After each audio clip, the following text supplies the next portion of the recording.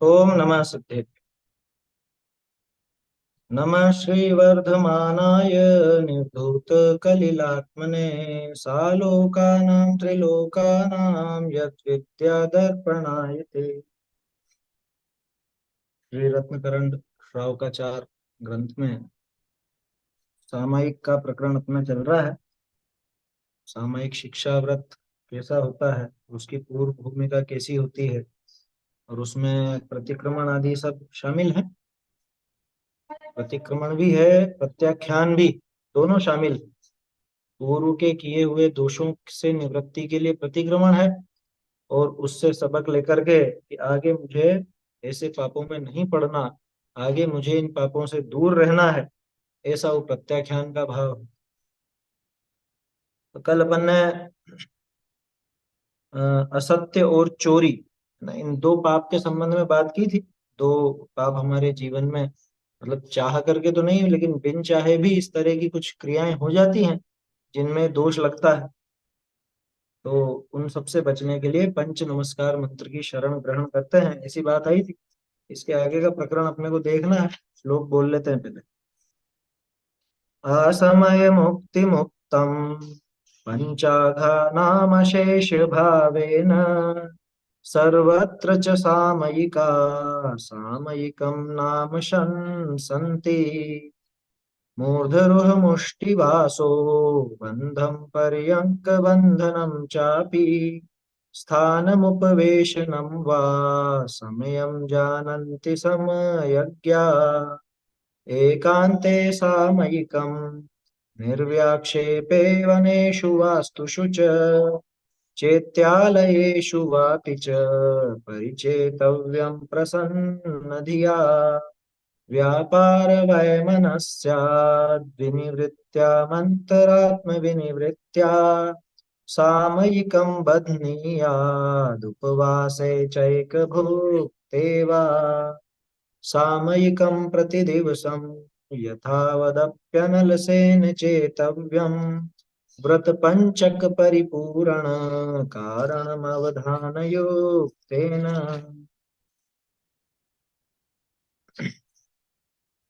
चलिए, कल अपन ने ये यहाँ तक देखा था, चोरी त्याग तक।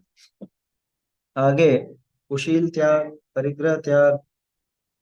मेरे ख्याल से रीडिंग तो लगा ली थी अपन ने इसकी पूरी, है ना? रीडिंग तो पूरी लगा ली थी ढूंढारी से। अब इसको देखते हैं। कुशील त्याग, दूसरे की स्त्री को उसके रूप, आभरण, वस्त्र, हाव भाव, विलास को राग भाव से देखने की इच्छा से तथा राग भाव से, ये भाग के स्थान पर भाव कर लेना, राग भाग लिखा है ना, राग भाव से भाव आ जाएगा। तथा राग भाव से देखकर तथा संगम आदि कर उससे उत्पन्न किए घोर पाप कर्म का फल अनंत काल तक नरक तिर्यंच गतियों में परिभ्रमण कर अनेक भवों में हजारों रोग तथा दारिद्र का दुख भोगना तथा बहुत काल पर्यंत काम रूप अग्नि में जलते हुए असंख्यात भवों में काम वेदना से पीड़ित होकर लड़ लड़कर मर जाने का है, ऐसा दुष्फल मिलता है। दूसरे की स्त्री को, है ना, अन्य की स्त्री हो, अन्य की धर्मानुकूल ब्याही स्त्री हो, अब उसके रूप को देखने की इच्छा, है, राग भाव से देखने की इच्छा। देखो, देखने की इच्छा तो राग भाव से ही हो। द्वेष पूर्वक तो वो जो अपन ने देखा था अपध्यान, द्वेषाद रागाच्च पर कलत्रादे, है ना, वध बंधन छेदादे, वो सब आया था ना।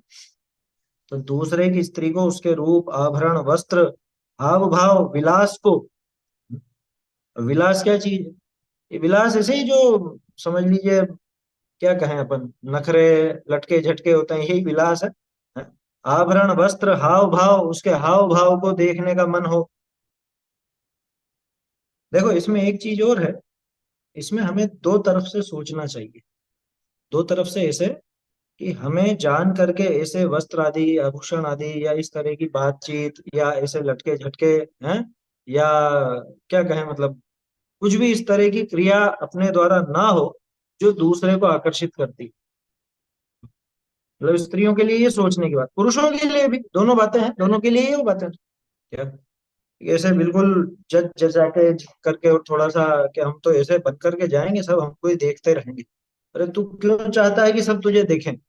हैं? अनंत सिद्ध भगवान तो यूं ही देख रहे हैं, और कितनों को दिखाना चाहते हैं? क्या अनंत अनंत केवली, वो तो हमें निरंतर देख ही रहे हैं।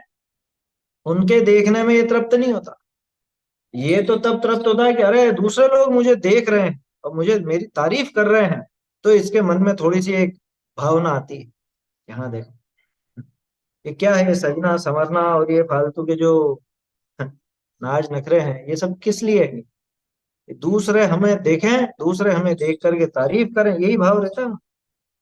क्या कहा, दूसरे की स्त्री को अथवा दूसरे के पुरुष को, दोनों तरफ से लेना, स्त्री के लिए पुरुष, पुरुष के लिए स्त्री, उसके रूप आभरण वस्त्र, ये देखो कैसे एकदम बन ठन के रहता है या बन ठन के रहती है? हाव भाव विलास को राग भाव से देखने की इच्छा से। शादी ब्याह में अभी देखते हैं ना, आजकल तो बहुत ज्यादा हंगामे होने लगते हैं। शादी ब्याह के जो जुलूस निकलते हैं, क्या बोलते हैं, बिदोरी है, कहीं बिनोला बोलते हैं, बिदोरी बोलते हैं। रात को जो निकलती है और वो बिल्कुल ऐसे, क्या कहें, लाज शर्म बिल्कुल भी है नहीं। सड़कों पर, बीच सड़कों पर वो लड़कियां नाचती हैं, घर की बहुएं नाचती हैं, और पता नहीं क्या क्या। और वो इतनी तेज डीजे बजता है रात को 10-11 बजे भी दूसरों की भी नींद खराब कर। बोलो ये क्या है ये? जितने भी जुलूस निकलते हैं उसमें क्या देखते हैं लोग? किसने क्या पहन रखा है, या कौन क्या पहने हुए, किसके आभूषण कैसे हैं, किसके कपड़े कैसे हैं, किसके हाव भाव कैसे हैं, उसका चलना कैसा है, नाचना कैसा है, यही सब तो देखते हैं, और क्या देखते हैं? और इससे मोहित होते हैं एक दूसरे पर, पुरुष स्त्री पर, स्त्री पुरुष पर। ये प्रकरण तो कितनी बार अपन देख चुके। हरिवंश पुराण के अंदर जो उनका प्रसंग था वसुदेव का, वसुदेव और शायद वनमाला नाम था मेरे ख्याल से, जो जरत कुमार की माँ, जरत कुमार की माँ जो बनी थी, वो वो पहले वहां पे अष्टानिका में जुलूस निकला, धार्मिक जुलूस, जैसा भी जुलूस निकला ना, धार्मिक जुलूस में वो नृत्य कर रही थी, और इधर वसुदेव ने उनको देखा, और देखते ही उसने इसको, इनको देखा, इन्होंने उसको देखा, और दोनों में प्रेम हो गया। वो तो, चलो उसमें तो यूं कहा जा सकता है वो तो ब्याहता नहीं थी, है ना? मैं पक्ष नहीं ले रहा हूँ, ध्यान रखना। लेकिन वहां तो ब्याहता नहीं थी, यानी शादीशुदा नहीं थी। और कहीं पर कोई विवाहिता हो और शादीशुदा हो, और वहां पे इस तरह की बातें बने, तो ये अच्छा संकेत नहीं। हमारे समाज में भी हम लोगों को भी बहुत सावधानी रखनी चाहिए। क्या ये साहब समाज का जुलूस है, तो इसमें क्या हो गया? हम नहीं नाचेंगे क्या महावीर जयंती में? क्या हम नहीं नाचेंगे क्या सड़क पर? सड़क पे नाचने का अपने यहाँ कोई विधान नहीं। समझ में ही बात, ये हमारी पद्धति नहीं। महिलाएं नाचेंगी और पुरुष देखेंगे, ये शील की मर्यादाएं भंग होती। समझ में आ रही है बात? किसी को नाचने का ऐसा शौक हो ना, तो अपने कमरे में अकेले में नाच लेना, और दूसरों के सामने नाचने की आवश्यकता नहीं है। क्या ऐसा समझ में, घर में नाचो, जितना नाचना है तुम्हारे कमरे में ही, दूसरों के सामने क्यों नाचना? और नाच करके क्या बनोगे? हैं?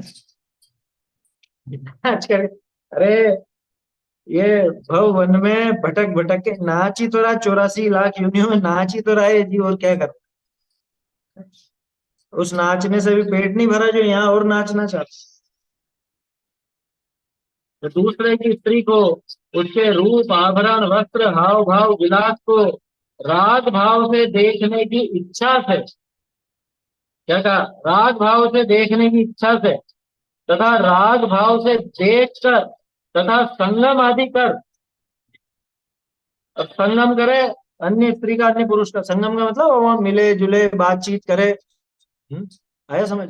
अब वहां पे इनको बड़ी प्रसन्नता होती, देखो हमसे तो इतने लोग बात करते हैं, जो हम कहीं पे भी जाते हैं ना, लोग बाग हमसे बात करने को लालायित रहते हैं। क्या पुरुष हो तो सोचे देखो सब मुझसे बात करती हैं, और महिला हो तो सोचे देखो सब हमारे पास मंडराते हैं। क्या एक अलग ही गर्व सा आने लग जाता है अंदर, क्या कि हमारा प्रभाव है। अरे मूर्ख बन रहा है मूर्ख, ये नरक में ले जाने का प्रभाव। इस प्रभाव में, इस पागलपन में मत नाच। आए समझ? इस पागलपन में मत नाचो भैया। अन्य को राग भाव से देख कर तथा संगम आदि कर, बातचीत करके, क्या बातें होती है साहब, बहुत बातें होती है, दूसरे लोग तो हमसे बहुत बातें करते हैं। उससे उत्पन्न किए घोर पाप कर्म का फल क्या मिलेगा? अनंत काल तक नरक तिर्यंच गतियों में परिभ्रमण कर। कहाँ जाएगा ये? विचार कर लेना, पुराणों में पढ़ लेना, ऐसे खूब ढेरों प्रसंग आपको मिलेंगे, ढेरों। क्या? पर पुरुष अथवा पर स्त्री का संयोग करके, संसर्ग करके आगामी भवों में कैसा दुख उठाया है, कितना दुखी हुआ है ये जीव, कैसे कैसे गतियों में जाना पड़ा है, ये सब अपने पुराण भरे पड़े हैं इसी कहानी। क्या क्या नाम था वो? अमृता, अमृता रानी थी, है ना? अमृता नाम ही था शायद, वो कुबड़े से जो आसक्त हो गई थी कुबड़े में, शायद अमृता नाम था उसका। तो वो, अब वो पर पुरुष का संसर्ग करके कहाँ जाना हुआ, तो नरक निगोद आदि ये सब भटकना हुआ। तो उस घोर पाप कर्म का फल अनंत काल तक नरक तिर्यंत गतियों में परिभ्रमण कर अनेक भवों में हजारों रोग तथा दारिद्र का दुख भोगना। अरे अगले भवों की छोड़ो, इसी भव में कैसे कैसे रोग लग जाते हैं, कैसी कैसी बीमारी आ जाती है। जबकि असल में ये सोचता है कि मैंने ऐसा क्या किया। अरे तू पर पुरुष में अथवा पर स्त्री में आसक्त हुआ तो तुझे पाप ही तो बनेगा, और उस पाप का फल क्या मिलेगा? उस पाप का फल स्वास्थ्य नहीं मिल सकता। उस पाप का फल तो ये जो दुख है, शारीरिक दुख, तरह तरह की व्याधियां और तरह तरह के जो रोग आएंगे या प्रतिकूलताएं आएंगी, वही सब हो। दारिद्र का दुख भोगना तथा बहुत काल पर्यंत काम रूप अग्नि में जलते हुए असंख्यात भवों में काम वेदना से पीड़ित होकर लड़ लड़कर मर जाने का। ये जो पार्श्वनाथ जी का भाई था, मतलब पिछले भव का, है ना? अग्निभूति और मरुभूति, ये दो थे ना ये, है मरुभूति क्या नाम था, अग्निभूति वायुभूति। तो कमट का जो जीव, जो भाई था इनका पहले, उस भाई ने किस कारण से हत्या की थी? वो इनकी पत्नी पे मोहित था। अरे समझ में? यानी कि खुद की भाभी, तो खुद की भाभी पर वो मोहित था। और बाद में आगे के देखो किसी किसी दशाएं हुई, लगातार नरकगामी होता रहा। नरक मनुष्य यही चलता रहा ना उसका, मतलब नरक तिर्यंच फिर मनुष्य या कुछ भी। हजारों रोग तथा दारिद्र्य का दुख भोगना और बहुत काल पर्यंत काम रूप अग्नि में जलते हुए असंख्यात भवों में काम वेदना से पीड़ित होकर लड़ लड़कर मर जाने का, लड़ लड़कर मर जाते। अरे सिर्फ मनुष्य ही नहीं, तिर्यंच भी। हाथियों के बारे में सुना होगा आपने, पढ़ा होगा। हाथी, उस हथिनी के पीछे आपस में लड़ लड़ करके मर जाते हैं। कुत्ते लड़ लड़ के मर जाते हैं, या कोई बंदर हो वो लड़ लड़ करके मर जाते हैं, कोई भी। ये सब में ही है ना, देखो। आहार भय मैथुन परिग्रह, ये संज्ञाएं, चार संज्ञाएं तो सभी गतियों में है। तो ऐसा खोटा काम है ये, वर्तमान में ही देखते हैं अपन। यार वो प्रेमिका, वो प्रेमी के साथ मिलकर के पति की हत्या कर दी, प्रेमिका के साथ मिलकर पत्नी की हत्या कर दी, ये सब किससे क्यों होते हैं? ये लड़ लड़ के मरना ही तो है, और क्या है? हैं? इसलिए पर स्त्री की वांछा से उत्पन्न किए पाप कर्मों के नाश के लिए तथा आगे मेरा अन्य की स्त्री में अनुराग कभी ना हो, इसके लिए क्या, ये प्रतिक्रमण और प्रत्याख्यान, ये पर स्त्री की वांछा से उत्पन्न किए पाप कर्म, मैंने अनंत काल हो गया मुझे, अनादि काल से आज तक पर स्त्री के प्रति जो वांछा का भाव रहा, पर स्त्री अथवा पर पुरुष दोनों लगा लेना, है ना? स्त्री के लिए पुरुष, पुरुष के लिए स्त्री। तो पर स्त्री की वांछा से, उसकी इच्छा से जो मैंने पाप कर्म पैदा किए, जो मैंने पाप बांधा, उस पाप के नाश के लिए भी, और आगे भी कभी मेरा पर स्त्री के प्रति या पर पुरुष के प्रति अनुराग ना हो, इसके लिए मैं क्या करता हूँ कि मैं पंच परम गुरुओं के पंच नमस्कार मंत्र का ध्यान करता हूँ। मैंने पंच परमेष्टि को नमस्कार करता हूँ, पंच परमेष्टि का स्वरूप ध्यान। क्यों? कि परम ब्रह्मचर्य को उन्होंने धारण किया, वो हर प्रकार की स्त्री अथवा पुरुष के राग से रहित है ना। तो देखो, अन्य स्त्री आदि का राग छोड़ना है तो किसकी शरण में जाना हो, कि जिन्होंने वो स्त्री आदि का राग छोड़ रखा है, उन्हीं की शरण में जाना हो।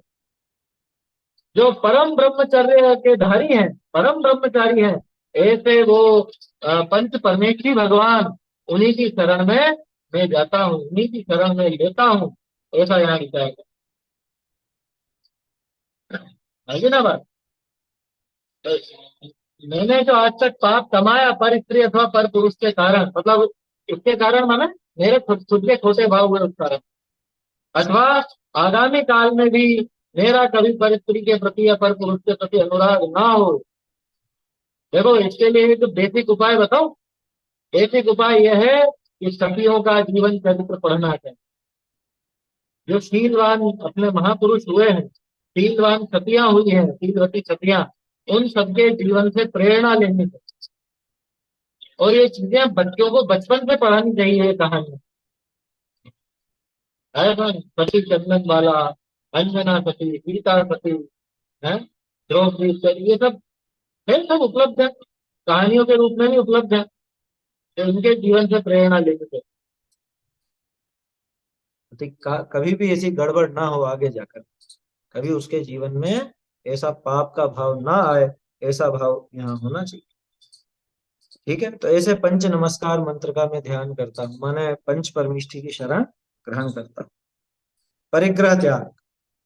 मैं अज्ञानी परिग्रह में बड़ी ममता करके शरीर आदि पुद्गल को अपना मानकर इनमें अपनापन करता रहा। ध्यान रखना, परिग्रह पाप क्या है? वो वस्तुएं परिग्रह पाप है क्या? वो वस्तु है परिग्रह पाप नहीं। तो फिर क्या है परिग्रह पाप?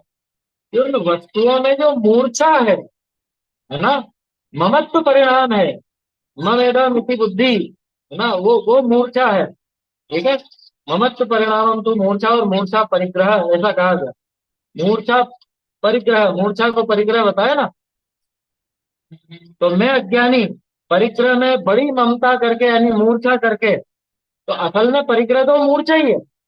बाहर की वस्तु को तो परिग्रह इसलिए कहते हैं क्योंकि उसके आधार से मूर्छा रूप परिग्रह अपने पैदा होता है। बाहरी वस्तुएं वास्तव में परिग्रह नहीं है। उन वस्तुओं में मूर्छित होना, ममत्व परिणाम होना, ये मेरा है या ये मेरा हो जाए, है? उनके प्रति ममत्व का भाव, तीव्र राग का भाव, इसका नाम है परिग्रह। मैं अज्ञानी परिग्रह में बड़ी ममता करके, उसमें घोर ममत्व करके, कैसा ममत्व करके? ऐसा ममत्व, ये तो मेरा ही है, ये तो मुझे ही मिलना चाहिए, है, या अन्य किसी के पास ना हो, अन्य किसी को ना मिले, मैं ही इसका स्वामी रहूं, ये मेरी वस्तु है। और कैसी मेरी, किसी और के साथ बांटू ही नहीं, किसी और को दूं ही नहीं कुछ भी, ऐसा। मैं अज्ञानी परिग्रह में बड़ी ममता करके, अरे इतना ममत्व परिणाम रहता है कि उसकी वो वस्तु उसके पास से चली जाए तो मर जाए, दुखी हो जाए।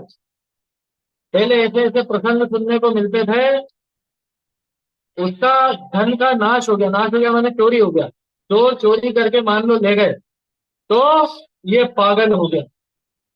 पागल क्या हो गया? आत्महत्या कर ली, मर गया।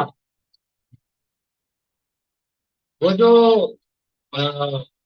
असत्य घोष, सत्य घोष था ना, सत्य घोष, उसने क्या किया? उसने उस बेचारे सीधे से व्यापारी की वो मणिया ले ली थी, 5 रत्न ले लिए थे, है ना। और फिर उसका क्या हुआ था, जिसके थे वो 5 रत्न, उसका क्या हुआ? पागल हो गया था। लेकिन पागलपन में भी पागल इस रूप में हुआ कि बेचारा भटकता रहा, रोता फिरता रहा। ऐसा पागल नहीं हुआ था कि सब कुछ भूल गया, क्योंकि अपनी मणिया तो वो जानता था, अपने रत्न तो वो जानता था। लेकिन कहने का अर्थ ये है कि वो इतना पागलपन उसके छा गया, वो तो चलो सामान्य रूप से ही था, अब बल्कि बहुत से तो ऐसे पागल हो जाते हैं कि जीना मुश्किल हो जाए, धन संपदा आदि नष्ट हो जाए या और कुछ हो जाए तो बिल्कुल पगला जाते हैं, आत्महत्या तक कर लेते हैं।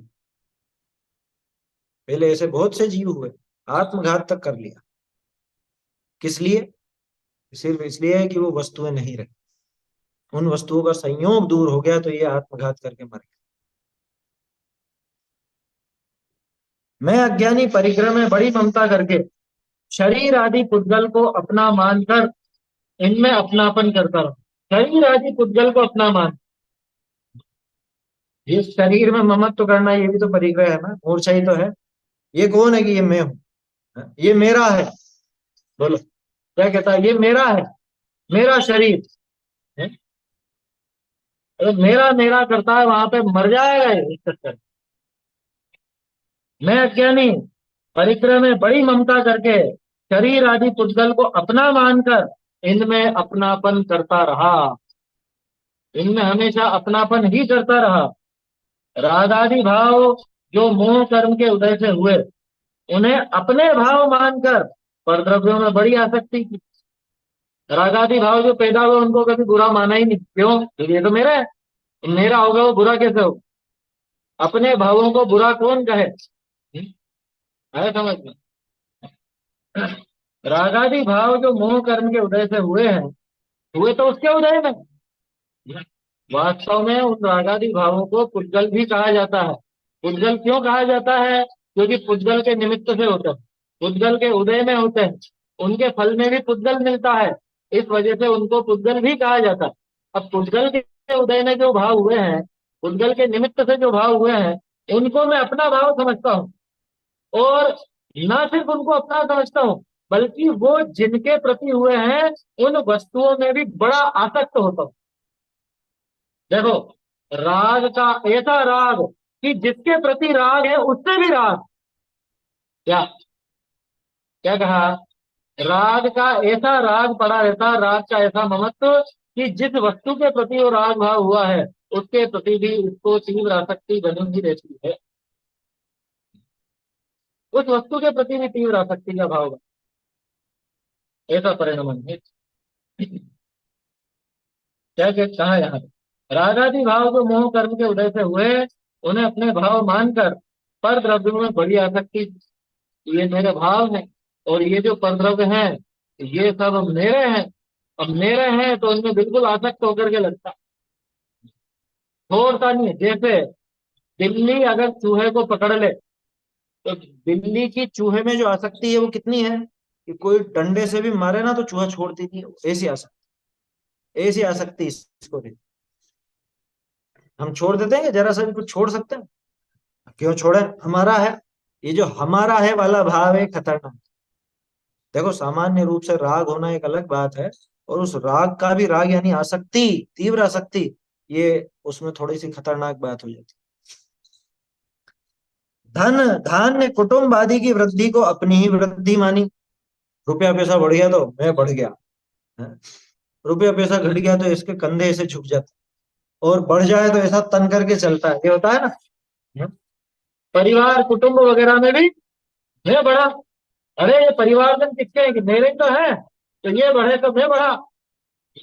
अपनी बढ़ोतरी समझता है किसमें? तो परिवार धन कुटुंब इत्यादि में, उनमें अपनी बढ़ोतरी समझता है। कितनी मूर्खता है जब। तो उनमें भैया अपना क्या है? उनमें अपना कुछ भी नहीं है, उनमें अपना मानने जैसा कुछ भी नहीं है। और ये पागल होकर के उनको ही अपना मानता है, उनमें अपनापन करता है, ये इसकी बड़ी भारी भूल है। मैं धन धान्य कुटुंब आदि की वृद्धि को अपनी ही वृद्धि मान। अभी लोग कितने खुश होते हैं, अरे हमारे बेटे की 50,000 रुपए की नौकरी लगी है। फिर आजकल तो 50,000 सामान्य बात हो गई, 1 लाख रुपए महीने की नौकरी नौकरी लगी, ये खुश हो जाता, फूल के ऐसा हो जाता है क्या कि पूरी सोसाइटी में हमारे बेटे की सबसे ज्यादा की नौकरी। अरे दूसरे भी खाना तो खा ही रहे ना, दूसरे भी अपना पेट तो भर ही रहे हैं। तुझे किस बात का घमंड है कि मेरे बेटे की नौकरी इतनी ज्यादा, या मेरी बेटी की ऐसी, या मेरी बहू की ऐसी, है? कि संबंध किया है अभी लड़के का, मतलब लड़के का संबंध किया कि लड़की क्या करती है, जॉब करती है। अच्छा, ये लड़का भी जॉब और लड़की भी जॉब करती है, मजा आ गया अब तो। फिर देखो ये खुद को बड़ा समझने लगा। अरे तू किस बात से बड़ा हो गया, है?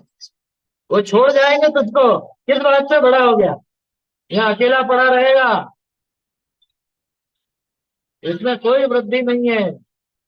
संसार का बढ़ना, अरे नरदेह की यह हार है, नहीं एक क्षण तुझको, अरे इसका तुझे क्या। लक्ष्मी बढ़ी अधिकार भी पर बढ़ गया क्या बोलिए, परिवार और कुटुंब है क्या वृद्धि नए पर तोलिए। हैं? संसार का बढ़ना अरे नरदेश यह हार है, नहीं एक क्षण तुझको अरे। हम क्या सोचते हैं, लक्ष्मी बढ़ गई, रुपया पैसा बढ़ गया, है? अधिकार भी बढ़ गया, अरे हम अध्यक्ष बन गए हैं समाज के, हम मंत्री बन गए हैं, हम महिला मंडल के अध्यक्ष हैं, हम पाठशाला के संचालक हैं, हम ये हैं, हम वो हैं। बोलो क्या होता है दिमाग में? अरे भैया, एक द्रव्य दूसरे द्रव्य का कुछ कर धर नहीं सकता। जब एक द्रव्य दूसरे द्रव्य का नहीं कर सकते तो तू समाज का कर लेगा? है? मैंने इतनों को पढ़ा दिया है। अरे भ्रम में मत रहे, सब अपनी अपनी योग्यता से पढ़े हैं, सब अपनी अपनी योग्यता से बढ़े हैं। आया समझ में? रुपया बढ़ा तो अपनी योग्यता से बढ़ा, घटा तो अपनी योग्यता से घटा। तेरा परिवार जिसको तू बढ़ना कहता है, वो अपनी योग्यता से कहाँ कहाँ से जीव आकर के मिल गए, यहाँ संयोग हो गया, थोड़े समय साथ रहते हैं फिर बिछड़ जाते हैं, और ये मूर्ख जैसे मेरे मेरे मेरे करता। टोडरमल जी ने दृष्टांत दिया ना मोक्षमा प्रकाशक में, आएगा उसके अंदर, अपने मोक्षमा प्रकाशक में आएगा। कोई पागल कहीं पर ठहरा हुआ था, मान लो कोई बावड़ी वगैरह, बावड़ी समझते हैं? पहले क्या होता था, बावड़ी अच्छी, बावली, बावली बावड़ी क्या बोलते हो, हाँ? ऐसी बावड़ियां होती है, उनमें रहने की बहुत जगह होती है, नीचे पानी का साधन रहता है और ऊपर रहने की जगह होती है। तो वहां पे आकर वहां पे बैठा रहता होगा, है ना, पेड़ के नीचे कहीं पर ऐसे बैठा रहता होगा। अब वहीं वहां कहीं से कोई बारात आई, कहीं से बारात आकर के उतरी, उतरी मतलब रुके, लोग बाग पहले के जमाने में रुक रुक करके जाते थे ना, तो वो रुके, 150 आदमी थे। अब ये सोचने लगा, देखो ये सब मेरे, ये सब मेरे हैं, मैं इन सब का स्वामी हूँ, ये सब मेरे परिवारजन, ठीक है। अब वो तो रात रुके थे, अगले दिन सुबह वहां से गमन करने के लिए निकल गए, जहां जाना था। तो ये पीछे से चिल्लाता, अरे कहाँ जाते हो, हैं? रुको, मैं आवाज दे रहा हूँ, मेरी आज्ञा नहीं मान रहे हो, ऐसा कर दूंगा वैसा कर दूंगा, और दुनिया भर की बात। और लोग क्या कहते हैं, अरे पागल है पागल, पागल पागल कह के निकल जाते हैं। बस ऐसे ही यही होता है। अरे घरों की हकीकत ऐसी है, वो बुजुर्ग यूं समझता है कि पूरे घर पर मेरा अधिकार चलता है, मैं सबको अपने हिसाब से जैसा कहूँ वैसा करेंगे, ठीक है ना। अब वो अगर बच्चे समझदार हो और ये सही कहता हो तो इसके अनुसार चलते भी है, लेकिन वो चलते अपनी मर्जी से ही है।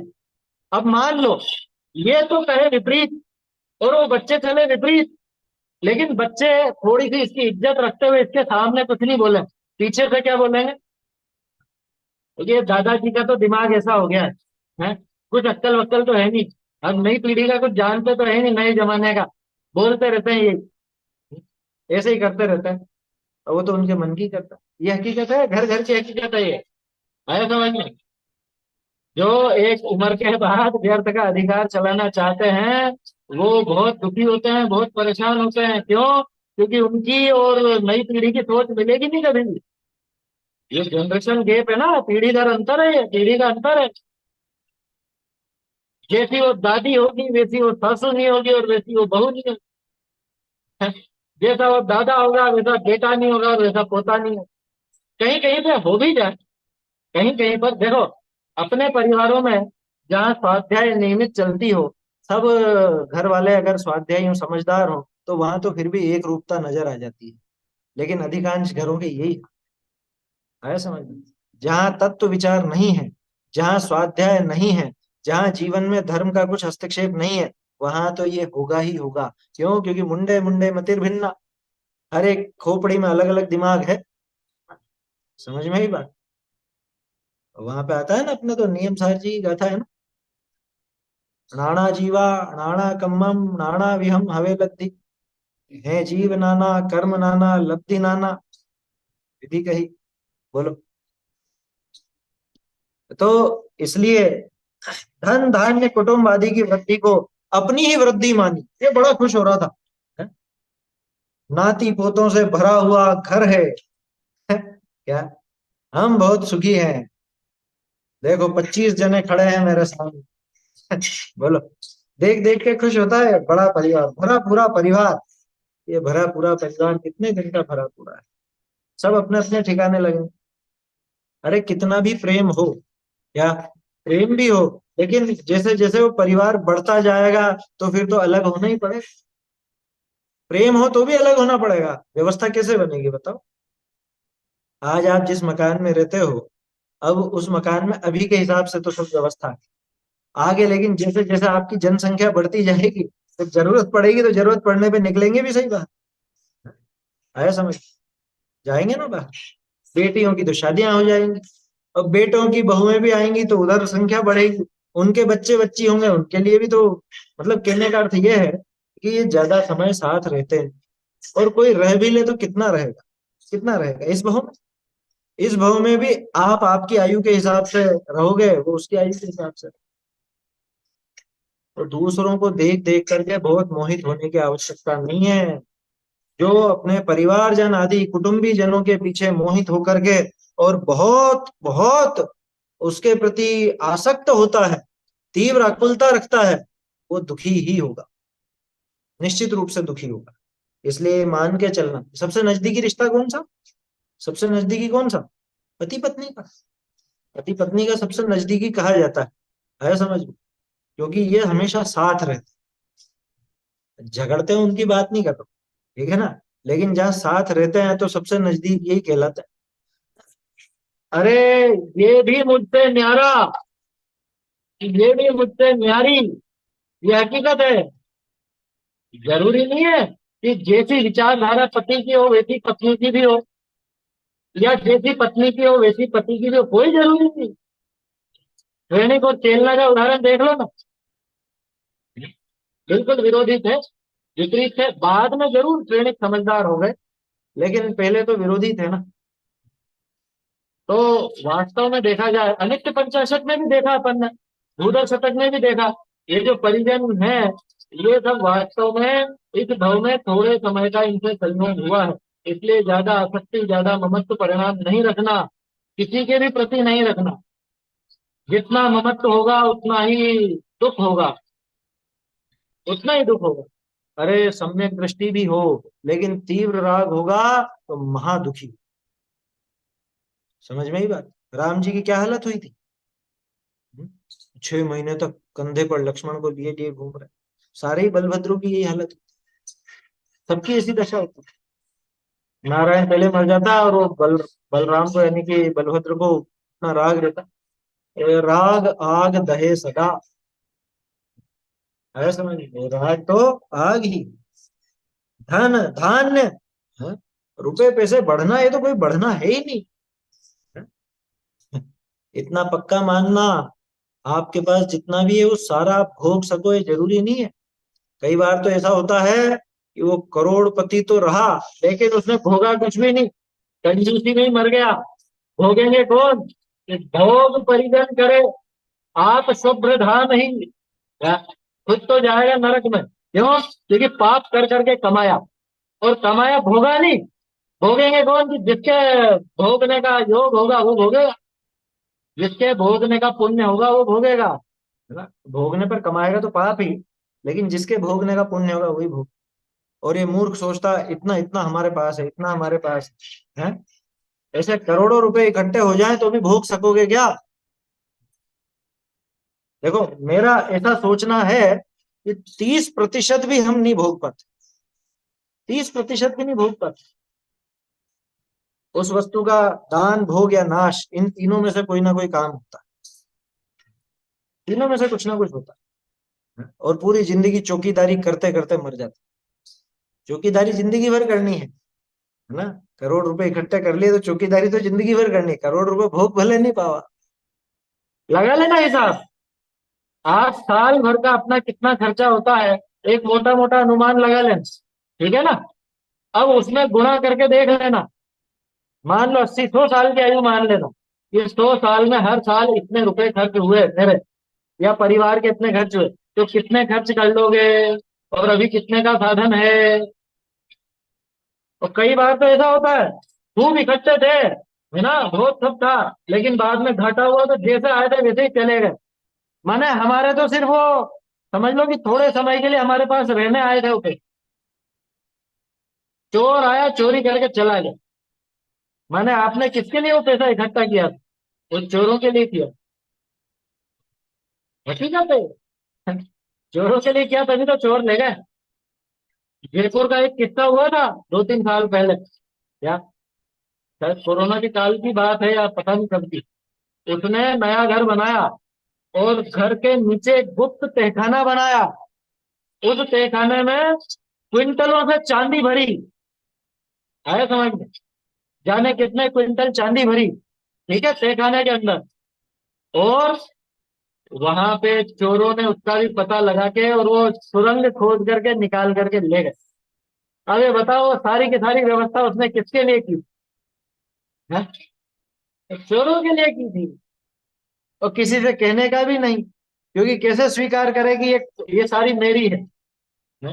वो इनकम टैक्स वाले या वो आ जाएंगे पकड़। कहने का भी नहीं, किसके लिए इकट्ठी की? बोलो, समझ में आ रही है बात? तो ऐसा है। इसलिए धन धान्य कुटुंब आदि की वृद्धि को अपनी ही वृद्धि मत मानना। चला जाए तो ज्यादा दुखी मत होना कि भैया जिसके भाग में था उसी के पास गया, है ना, वो हमारे भाग में नहीं था। ऐसा, अरे उसने हमारे करोड़ों रुपए खा लिए, वो खा करके बैठ गया, हमारे इतने रुपए खा करके बैठ गया। अब क्या करोगे? वो चुकाने की स्थिति में भी नहीं हो, क्या करोगे बताओ? गए हो तो क्या ऐसे हाथ पे हाथ रख के बैठे रहेंगे? कर लो, तुमसे हो सकता है तो। तुम ला सकते हो तो ले आओ। ले आओ पकड़ के और निकलवा लो, अगर वो निकाल सकता हो। भैया बाहरी वस्तुएं वास्तव में अपनी है नहीं। अरे इतना तक आता है, अपन जिस भूमिका की बात कर रहे हैं ना, उसमें तो इतना आता है क्या? अरे ये जिसको चाहिए जो ले जाओ, किसी को ये शरीर भी चाहिए तो ले जाओ। क्या ये जानवर अगर इसको खा करके संतुष्ट होते हैं तो खा जाए। मुनिराज की इतनी भावना भर है, ये मेरा है ही नहीं कुछ। हरो जाऊ धन या बिछुर जाऊ परिजन, नसी जाऊ तन, क्यों ना मेरे क्या हरज है। मेरे क्या फर्क पड़ता? कह रहे ऐसे थोड़ी ना हो सकता। ये तो अपना राग बोल रहा है, ऐसे थोड़ी ना हो सकता है। होता ऐसे ही है, स्वीकार करे चाहे नहीं करे। धन का नाश होना होगा तो होगा ही होगा। अब ये चाहे उसके पीछे सदमा बिठा ले हुए अपने दिमाग में, या समभाव रख करके तटस्थ रहे, क्या करे? परिवार जन कोई बिछड़ने हैं, अरे पति का वियोग हो गया, पत्नी का वियोग हो गया, बच्चे का वियोग हो गया, माँ बाप का वियोग हो गया, हो ही जाता है। क्या करे? अरे बहुत अच्छे थे और ऐसे थे और वैसे थे, रोता ही रहे, जिंदगी भर रोता है। रोने से तो दुखी होगा। तो भैया आयु इतनी थी उनकी, जाने थे तो गए। अब कहाँ तक रोओगे बताओ? अनित्य पंचाशत देखी थी ना अपन ने? अनित्य पंचाशत में तो ये सारी भावनाएं थी। देखो, तो धन धान्य कुटुंब आदि की वृद्धि को अपनी ही वृद्धि मानी, ये बढ़े तो मैं बढ़ा। जबकि इन सबका बढ़ना वो तो मेरी हार है। जैसे जैसे ये बढ़ेंगे वैसे वैसे मैं कमजोर होता जाऊंगा। यहाँ तो ये भावना रख, हालांकि उनके बढ़ने से कमजोर नहीं होता, लेकिन इसकी आसक्ति बढ़ेगी, इसका राग बढ़ेगा, तो ये खुद के लिए कमजोरी की बात है। धन धान्य कुटुंब आदि की वृद्धि को अपनी ही वृद्धि मानी, इनकी हानि को अपनी हानि मानी। इनका नाश हुआ तो मैं नष्ट हो गया, इनके बढ़ने से मैं बढ़ गया। बोलो, शरीर मिला तन उपजत अपनी उपज जान, तन नशत आपको नाश मान। यही तो बात है। शरीर की जगह अन्य वस्तुएं लगा लो, ये बढ़ गए मैं बढ़ गया, ये घट गए मैं घट गया, ये मिल गए मैं पूरा हो गया, ये चले गए मैं अधूरा हो गया। क्या बोलते हैं, अब हमारा परिवार पूरा हो गया है। परिवार पूरा हो गया, कैसे पूरा हो गया? कि पहले बच्चा था, बच्चे की शादी नहीं हुई थी, बच्चे की शादी हो गई, अब परिवार पूरा हो गया। थोड़े टाइम बाद वही अधूरा लगने लगा। एक छोटा बच्चा और हो जाए इनके, तो फिर परिवार पूरा हो जाए। वो हो गया। अब वो थोड़ा बड़ा हो जाए तो फिर, तो जिसकी शादी हो जाए फिर तो परिवार पूरा। ये परिवार कभी पूरा हुआ है? पूरा कब होता है? ये कभी पूरा नहीं। आया समझ में? ये तो दुखों की संतति ऐसी ही चलती रही है और ऐसी चलती रहेगी। ये परंपरा ऐसे ही आगे बढ़ती रही है, आगे बढ़ती रहेगी। अच्छा, और जिनका मान लो आगे नहीं बढ़ पाता, कुनबा आगे नहीं बढ़ पाता, ऐसा होता है ना, जैसे किसी के मान लो बेटे नहीं हुए, बेटा बेटी कोई नहीं हुए, और फिर आगे अब कोई है ही नहीं, तो आगे उनकी संतति रुक गई, तो कुछ कमी आ गई क्या? वहां कुछ कमी आ गई क्या? है? कि इनको स्वर्ग में नहीं घुसने दिया जाएगा, ऐसा है क्या? ये तो अन्य मतों में चलता है ऐसा। क्या अपुत्रस्य गते नास्ति, ऐसा बिल्कुल भी नहीं है, भ्रम में मत रहना। प्रत्येक जीव अपने अपने भावों के अनुसार फल पाता है, वो भी फल पाता है, ये भी कहना व्यवहार।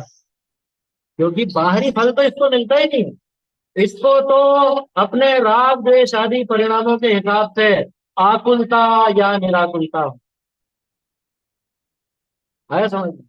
इसको वही होता है बस, इससे ज्यादा और कुछ नहीं। क्या फल मिलता है अपने को, क्या फल मिलता है बताओ? अन्य वस्तुओं के या अन्य द्रव्य के हिसाब से तो अपने को कुछ भी नहीं। ठीक है। धन धान्य कुटुंब आदि की वृद्धि को अपनी वृद्धि मानी, इनकी हानि को अपनी हानि मानी। अभी भी जमीन, हाट, हाट माने व्यापार बाजार से समझना। हाट वैसे बोलते हैं जो हर हफ्ते लगता है, लेकिन पहले हाट का अर्थ बाजार ही होता था। तो जमीन हाट, अब हाट माने बाजार माने अपना व्यापार, दुकान आदि। आजीविका, स्त्री, पुत्र, धन धान्य, आभरण, वस्त्र आदि हजारों वस्तु रूप परिग्रह में मेरा मेरा करता हूं। ये मेरी दुकान, ये मेरा मकान, ये मेरे परिवारजन, ये मेरा बेटा, ये मेरी बेटी, ये मेरी बहू, ये मेरी सासू है। बोलो, इन सब में मेरा मेरा करता। ये कुछ भजन भी है ऐसा, क्यों मेरा मेरा करता है, ऐसा करके कुछ है भजन? ध्यान नहीं आ रहा। ऐसा तो शायद कोई गाना भी है क्या? क्या है वो, कुछ क्यों पैसा पैसा करता है, क्यों पैसे पे तू मरता है, ऐसा कुछ है शायद है। ऐसा कुछ ध्यान आ रहा है, पहले सुना होगा कभी। पैसा पैसा की जगह यहाँ पे क्यों मेरा मेरा करता है, क्यों मेरों पर तू मरता है, ऐसा बना लो कि जिनको तू मेरा कह रहा है वो कितने मेरे हो गए। देखो, एक नियम है मेरा का, मेरा सो जावे नहीं और जावे सो मेरा नहीं। इसमें तीसरी बात कि अन्य सो मेरा नहीं, जो मेरा होगा वो कभी मुझे छोड़ करके जाएगा नहीं। अन्य है वो आवे नहीं, मेरा सो जावे नहीं और जावे सो मेरा नहीं। अब ये बताओ कि ये चीजों में, जमीन में, रुपये में, हाट में, व्यापार में, आजीविका में, स्त्री पुत्र आदि में, इनमें कौन ऐसा मेरा है जो हमेशा अनंत काल तक मेरे साथ रहते हैं? ये परिवार जनों का भी जो संयोग है थोड़े ही समय का है, समझ ली। बाद में तो आप आपके भावों के हिसाब से अलग गति में जाओगे, वो उनके भावों के हिसाब से अलग गति में जाए। हाँ, एक संबंध है जो लंबा चलता है, कौन सा? साधर्म्य। साधर्मियों का संबंध लंबा चलता है। क्यों? क्योंकि इसके भी भाव वैसे ही मोक्ष मार्ग के, उसके भी मोक्ष मार्ग के भाव, तो ये आगे लंबे चलते हैं। तो अगर संबंधों को लंबा बनाना है, संबंधों को आगे चलाना है, तो साधर्मी बनिए। रिश्तेदारी काम नहीं आएगी, साधर्मी पना काम। साधर्मी पना होना चाहिए, परिवारजनों में भी साधर्मी पना हो, तभी जाकर के वो रिश्ते लंबे चले। नहीं तो होता है ना ये, कि अरे उनकी विचारधारा हमसे अलग है, तो धीरे धीरे धीरे धीरे वो दूरियां बढ़ती जाती हैं, धीरे धीरे बातचीत कम होती जाती है। अब चाहे वो अपनी सगे ही भाई क्यों ना हो, सगे ही काका बाबा के क्यों ना हो, अपने ही कुनबे के क्यों ना हो, लेकिन दूरी आ जाती। क्यों? कि उनकी अलग विचारधारा, हमारी अलग विचार। ऐसा हर जगह होता है। आप अपने जीवन में प्रैक्टिकल करके देख सकते हो, आपको किन रिश्तेदारों से बात करना अच्छा लगता है और किन से आप बात करने से बचते हो। समझ में आई बात? वही रिश्तेदार सुहाएंगे जिनसे आपकी विचारधारा मिलेगी, वो नहीं सुहाएंगे जिनसे विचारधारा नहीं मिलेगी, ये हकीकत है। और जिनसे विचारधारा नहीं मिलेगी, धीरे धीरे दूरी आती जाएगी। तो साधर्मी पने का जो संबंध है, साधर्मियों का संबंध, वो अनंत काल तक टिकने वाला। इसलिए भले ही परिवारजन क्यों ना हो, लेकिन परिवार के पहले साधर्मी बनो। चाहे वो पति ही क्यों ना हो, पत्नी ही क्यों ना हो, माँ बाप ही क्यों ना हो, बच्चे बच्ची ही क्यों ना हो, एक साधर्मी वत उनसे व्यवहार पहले होना चाहिए, है ना। बाकी परिवार का जो रिश्ता है वो तो बाद में है ही सही, है ना? वो रिश्ता लंबा नहीं चलेगा, वो रिश्ता तो थोड़े समय बाद छूट जाएगा।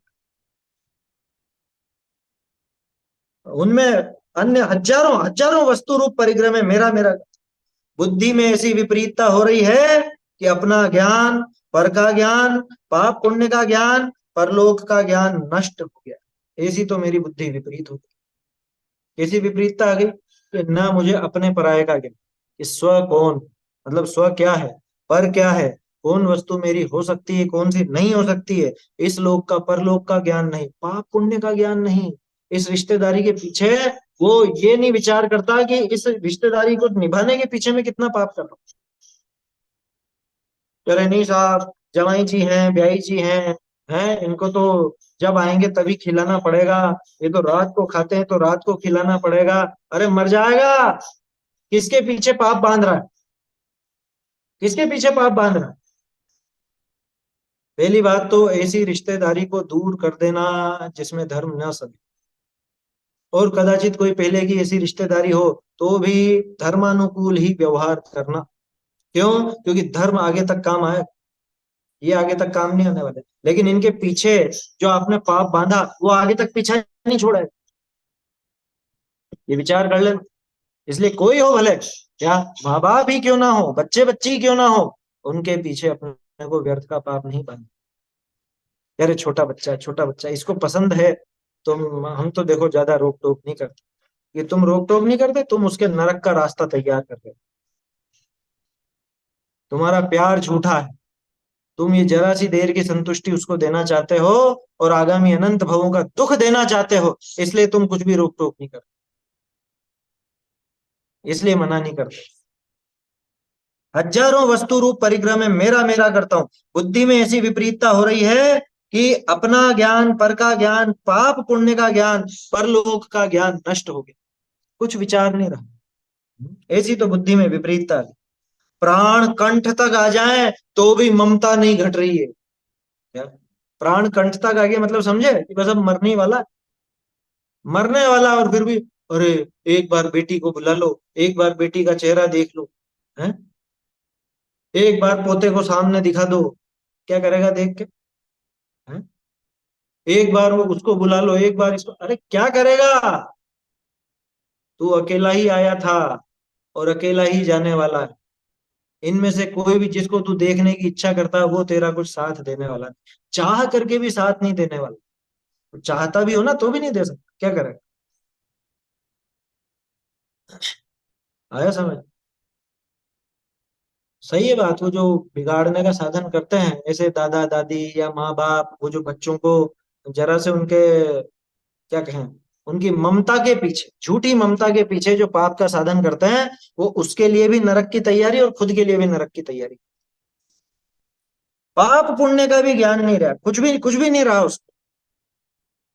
परलोक का ज्ञान नष्ट हो गया कि भैया इस लोक में क्या दशा है, अगले भव में क्या दशा होगी, जरा भी विचार नहीं करता। आता है विचार? अभक्ष परोसते हुए, अभक्ष खिलाते हुए कभी इसको विचार आता है कि अरे इसकी वजह से मुझे नरक में जाना पड़ेगा? हम्म? ये जो दही बड़े की मांग कर रहा है, ये दही बड़े खिलाते हुए मुझे नरक जाना पड़ेगा, ये किसको विचार आया? कि जवाई जी ने बोली कि गराड़ू तो बनेगा ही बनेगा शादी में।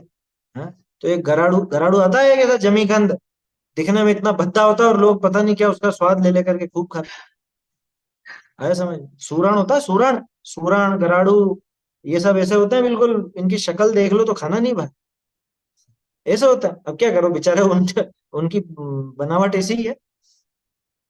लेकिन नहीं, उन्होंने बोला, अब उन्होंने बोला है और तू बनवाता है और तू खिलाता है, तो तेरी क्या दशा होने वाली है?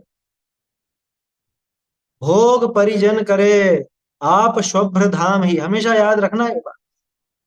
दूसरे भोगेंगे और तू नरक भोगेगा, क्योंकि पाप तूने कमाया, उनके पीछे कमाया।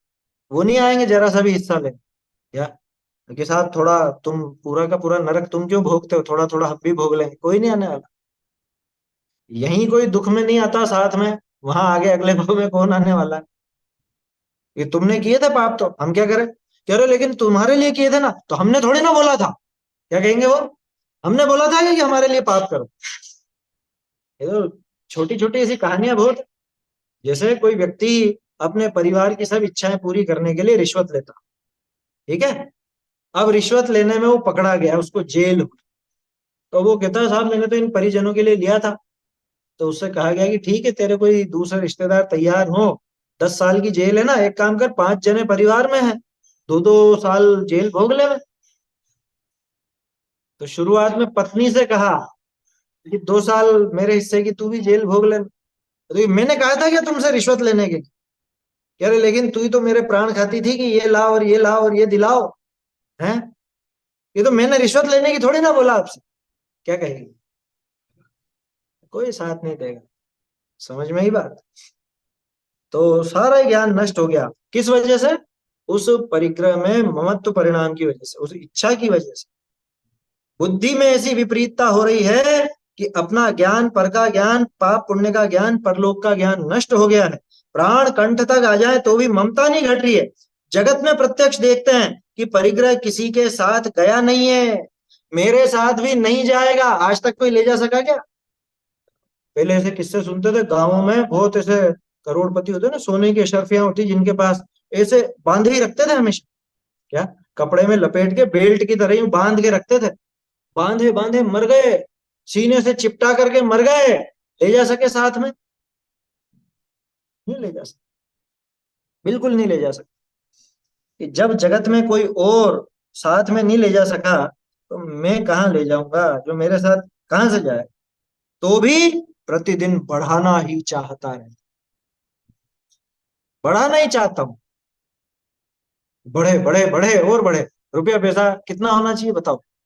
कितने में संतुष्ट हो जाओ? हैं? कि नहीं, 1 करोड़ ठीक है, कि ठीक है चल 1 करोड़ हो। लेकिन थोड़े दिन, अरे नहीं नहीं, 1 करोड़ नहीं, थोड़ा 2-5 करोड़ हो तो अच्छा है। पर संतुष्ट होगा? कभी भी संतुष्ट होगा क्या, ये बताओ? नहीं भोग सकता, फिर भी संग्रह करने की इच्छा इसकी ऐसी। चींटियों और मनुष्यों में कोई अंतर नहीं इस मामले में। वो भी इतना इकट्ठा कर लेती हैं जितना भोग नहीं सकती। मनुष्य भी इतना इकट्ठा करता है जितना भोग नहीं सकता। सिर्फ संग्रह करने की वृत्ति है, सिर्फ संग्रह करने की। आया समझ में? चूहे वगैरह सभी संग्रह करते हैं ना। देखा चूहों को? देखा कभी चूहों के बिल देखे आपने अंदर से? कभी पुराने मकानों में खुदाई वदाई हो ना दीवारों की, तब देखना अंदर बिल में क्या क्या भर के रखते। बाकायदा पलंग वलंग सब बना के रखते हैं। आया समझ में? आपके मोजे, गद्दीदार मोजे सब उठा करके ले जाते हैं, और वहां उसको बिछा करके और उस पर सोते हैं आराम से। हैं? और आप सोचते हो कहाँ गए कहाँ गए? सब सुविधा रखते हैं। हर जानवर अपने अपने हिसाब से चाहता है। तो मनुष्यों में और उस तिर्यंच में क्या अंतर रहा? परिग्रह संग्रह की वृत्ति तो वैसी की वैसी ही है। हैं? समझ में आ रही है बात? कितना कितना इकट्ठा करेगा, कितने में संतुष्ट होगा? बहुत सी महिलाओं की आदत होती है ना, बस ये दिला दो आखिरी बात, और कुछ नहीं मांगूंगी इसके बाद। क्या? इतने साल हो गए, ये दिला दो, या एक अंगूठी और दिला दो, इसके बाद कुछ नहीं मांगू। कभी तृप्ति हुई? कितनी तृप्ति मिली रे जड़ के प्यार में, ऐसी पंक्ति है बाबू जी। ऐसा तुम्हें धरा पर वाली में ही है शायद, है ना? तुम्हें धरा पर यदि जड़ता से प्यार है, तो चेतन बनने का क्या अधिकार तुम्हें? अरे रूप पर मुक्त शलभ से टूटते, यौवन देते या तुम यौवन लूटते? हैं? लूट लिया अब तक कितना संसार में, कितनी तृप्ति मिली रे जड़ के प्यार में। बोलो, अन्य के प्यार में कितनी तृप्ति मिल गई? नहीं मिलती। प्रतिदिन बढ़ाना ही चाहता रहता हूं। जब तक मेरा मरण हो, तब तक इस परिक्रम में से कुछ भी घट नहीं जाए, इसी प्रकार का निरंतर चिंतन बना रहता कि मेरी संपदा घटनी नहीं चाहिए। मरते मरते भी घट नहीं जाए कुछ, घटना नहीं चाहिए इसमें से कुछ, बढ़ना चाहिए। इस परिग्रह रूप दावाग्नि को संतोष रूप जल से नहीं बुझाना चाहते। देखो, संतोष ही एकमात्र ऐसा साधन है जिससे तृप्ति हो सकती है। संभाव ही तृप्ति कारक है, संतोष ही तृप्ति कारक है। तृप्ति और किसी तरह से हो नहीं सकती। समस्त पापों का मूल एक परिग्रह में मूर्छा है। जितने भी पाप है, देखो परिग्रह को पहले भी देखा अपन, परिग्रह तो लोभ पाप का बाप बताया। उस परिग्रह के कारण सारे ही पाप होते हैं। इस वजह से वो परिग्रह सबसे बड़ा पाप। परिग्रह नहीं, परिग्रह में मूर्छा, तो असल में तो मूर्छा ही परिग्रह है, बाहरी वस्तु परिग्रह नहीं है, ध्यान रखना। उसमें परिग्रह, उसमें जो मूर्छा का भाव है वही परिग्रह। हाँ, ये अपन ने देखी थी ना, किसमें मोक्ष पहुर में थी शायद, लाहो थोए तूसे दी, इसमें थी, इसमें कार्तिकेय अनुप्रेक्षा में। कार्तिकेय अनुप्रेक्षा का ये सदाशिव जी ने कोट किया था इसमें, लाहे थोए भी तू से दी, कि थोड़े ही लाभ में संतुष्ट हो। कहाँ पे था, शुरू शुरू में था, पहले ही अधिकार में मेरे ख्याल। समस्त पापों का मूल एक परिग्रह में मूर्छा है। मुझ अज्ञानी ने इसी के आरंभ में, इसी में ममता धारण करके अनंत काल में दुर्लभ ऐसा मनुष्य जन्म तथा जिन धर्म पाकर उसे बिगाड़कर अनंत भवों तक के लिए नरक तिर्यंच गतियों के दुखों को अंगीकार कर लिया। ये परिग्रह नहीं इकट्ठा किया इसने, इसने अनंत काल के दुखों को इकट्ठा किया, नरक तिर्यंच गति के दुखों का कॉन्ट्रैक्ट कर लिया है इस परिग्रह को इकट्ठा कर। अच्छा, नरक का कारण क्या है? बहु आरंभ परिग्रहत्व नरकस्य आयुष, है ना, ये तो स्पष्ट है। तो नरक आयु को किसने जुटाया? हम सोचते हैं हमने परिग्रह जुटाया, परिग्रह नहीं जुटाया, नरक की आयु जुटाई। आया समझ? नरक की साई है बढ़ाई 1.5 दिन की, नरक की साई है, साई मतलब कॉन्ट्रैक्ट, बयाना, एडवांस, एडवांस, शुरू में जो एडवांस दिया जाता है ना उसको साई कहता है। नरक की साई है ये जितना परिग्रह है ये क्या है? ये नरक की साई है। बचना चाहते हो तो खत्म करो ये कॉन्ट्रैक्ट, और कोई उपाय नहीं। इसका मुझे बहुत पश्चाताप है, आज तक जो परिग्रह इकट्ठा किया या आगे के लिए भी जो भावना रहती है, इसका मुझे बहुत पश्चाताप। ये होना चाहिए पश्चाताप। हम तो फूले नहीं समाते, हमें तो वस्तुओं का संग्रह हो तो अच्छा लगता है, जबकि होना तो ये चाहिए कि उसमें एक पश्चाताप का भाव आए, यार अरे मैं कहाँ इस पाप में उलझ गया। देखो, अब ऐसे घोर पाप कर्म के नाश करने का उपाय भगवान पंच परमेष्ठी की शरण के सिवाय दूसरा हो ही नहीं। देखो, सारे पापों में ये बात थी, जो भी आज तक मैंने परिग्रह इकट्ठा करके अनंत काल में पाप कमाया है, उससे बचने के लिए मैं पंच परमेष्ठी की शरण में जाता हूँ। इसलिए मूर्छा का नाश करने के लिए, परम संतोष उत्पन्न करने के लिए, परिग्रह का त्याग करने के लिए पंच नमस्कार मंत्र के ध्यान पूर्वक कायोत्सर्ग करता हूँ। इस शरीर के परिग्रह को भी छोड़ता हूँ, अब सामायिक में स्थित गृहस्थ मुनि के समान है, ऐसा कहने वाला श्लोक वो तो आगे आएगा, उसकी चर्चा अपन फिर कल करेंगे। कुल मिला के भाई, मूर्छा का नाश करना है तो जिन्होंने मूर्छा का नाश किया उनके पास जाना पड़ा, है ना, जिन्होंने इस पाप का नाश किया उनके पास जाना पड़ा। वो कौन है? वो पंच परमेश्वर। इसलिए उनकी शरण पूर्वक इन पापों का त्याग होता है, और पापों के त्याग पूर्वक सामायिक की भावना होती है। आगे अगला श्लोक कल से। चैतन्य का स्मरण प्रतिक्षण ही करो रे, भव के अनंत दुख को क्षण में हरो रे, अक्षय अनंत निज सौख्य निधान पाओ, गाओ अरे इसी के गीत गाओ।